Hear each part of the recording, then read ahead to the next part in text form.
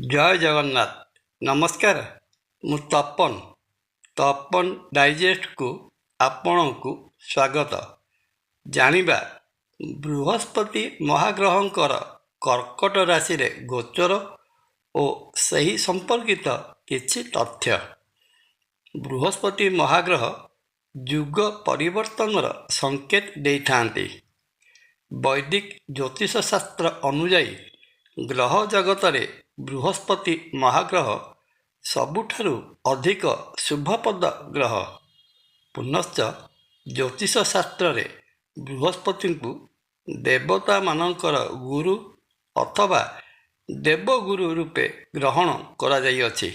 ଏହା ସହିତ ଦେବଗୁରୁ ବୃହସ୍ପତିଙ୍କୁ ଧର୍ମ, ଆଧ୍ୟାତ୍ମ, ବିବାହ ଓ ସନ୍ତାନକାରକ ଗ୍ରହ ରୂପେ ମଧ୍ୟ ବର୍ଣ୍ଣନା କରାଯାଇଅଛି।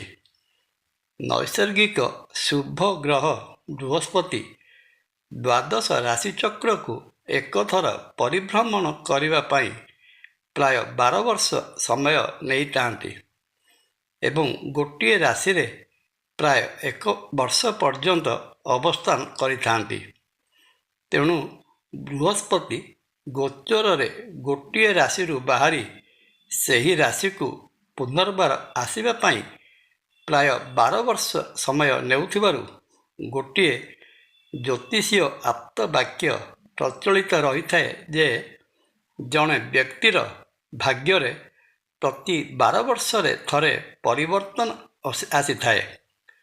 ଅନ୍ୟ ଅର୍ଥରେ କହିବାକୁ ଗଲେ ଲୌକିକ ଭାଷାରେ 12 ବର୍ଷର ସମୟକୁ ଏକ ଯୁଗ ବୋଲି କୁହାଯାଉଥିବାରୁ ବୃହସ୍ପତିଙ୍କର ଏହି ରାଶି ପରିବର୍ତ୍ତନ ଜଣେ ବ୍ୟକ୍ତି ପାଇଁ ଯୁଗ ପରିବର୍ତ୍ତନର ସୂଚନା ପ୍ରଦାନ କରିଥାଏ।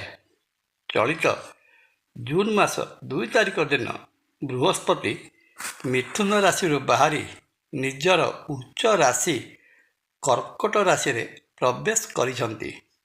ଗ୍ରହଗୁଡ଼ିକ ନିଜର ଘର କିମ୍ବା ନିଜର ଉଚ୍ଚ ରାଶିରେ ଅବସ୍ଥାନ କରୁଥିବା ସମୟରେ ମହା ଆନନ୍ଦରେ ଅବସ୍ଥାନ କରିଥାନ୍ତି ଏବଂ ଅତ୍ୟନ୍ତ ଶୁଭ ଫଳ ପ୍ରଦାନ କରିବାକୁ ସମର୍ଥ ହୋଇଥାନ୍ତି।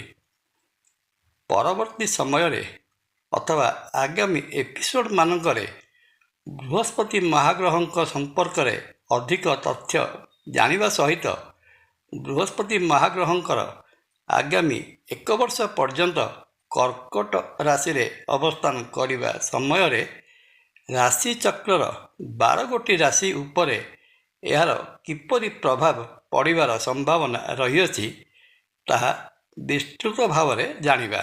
ଜୟ ଜଗନ୍ନାଥ। ଭିଡ଼ିଓ ଭଲ ଲାଗିଲେ ଲାଇକ୍ ଓ କମେଣ୍ଟ କରିବା ପାଇଁ ଅନୁରୋଧ। ନମସ୍କାର। ତପନ।